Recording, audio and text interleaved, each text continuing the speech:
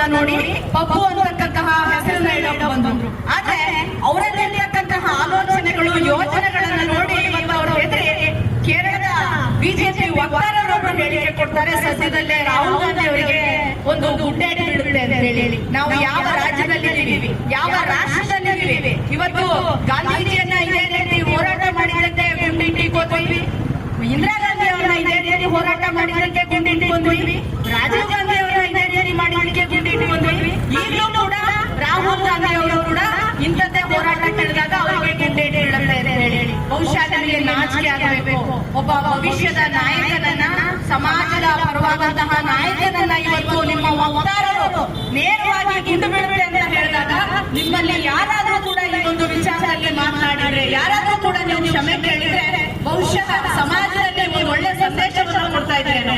ಆದ್ರೆ ಇವತ್ತು ನಿಜಕ್ಕೂ ಇದು ನಿಮ್ಮೆಲ್ಲರ ಒಂದು ತಲೆ ತಗ್ಗಿಸತಕ್ಕಂತಹ ಸಂದರ್ಭ ಅಂತ ನಾನು ಈ ಸಂದರ್ಭದಲ್ಲಿ ಹೇಳ್ತಾ, ಪ್ರಜಾಪ್ರಭುತ್ವದ ಉಳಿವಿಗಾಗಿ ಕಾಂಗ್ರೆಸ್ ಯಾವತ್ತೂ ಕೂಡ ಪಣತೊಟ್ಟಿದೆ.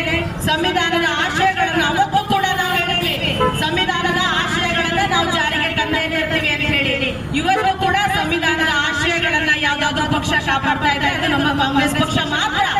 ಕಾಂಗ್ರೆಸ್ ಪಕ್ಷದಲ್ಲಿ ಇರ್ತಕ್ಕಂತಹ ಯೋಜನೆಗಳನ್ನ ಒಂದೊಂದು ನಾವು ತೆಗಿತಾ ಹೋದ್ರೆ ಇವತ್ತು ಸಂವಿಧಾನದ ಆಶಯಗಳ ಒಂದು ಜಾರಿ ಅಂತಲೇ ಕೂಡ ನಾವು ಹೇಳ್ಬೋದು. ಹಾಗಾಗಿ ಇಂತಹ ಕಾಂಗ್ರೆಸ್ ಪಕ್ಷವನ್ನ ಇವತ್ತು ರಾಜ್ಯದಲ್ಲಿ ಅಧಿಕಾರಕ್ಕೆ ತಂದಂತಕ್ಕಂತಹ ಸಾರ್ವಜನಿಕರು, ಮಹಿಳೆಯರು ಇವತ್ತು ಎಲ್ಲ ನಾಗರಿಕರ ಸುಭಿಕ್ಷತೆಯನ್ನ ಯೋಜನೆಗಳ ಮೂಲಕ ಜಾರಿಗೆ ತರ್ತಕ್ಕಂಥದ್ದು ನಾವೆಲ್ಲರೂ ಕೂಡ ನೋಡ್ತಾ ಇದ್ದೀವಿ, ನಾವೆಲ್ಲರೂ ಕೂಡ ಸಾಕ್ಷಿಯಾಗಿದ್ದೀವಿ.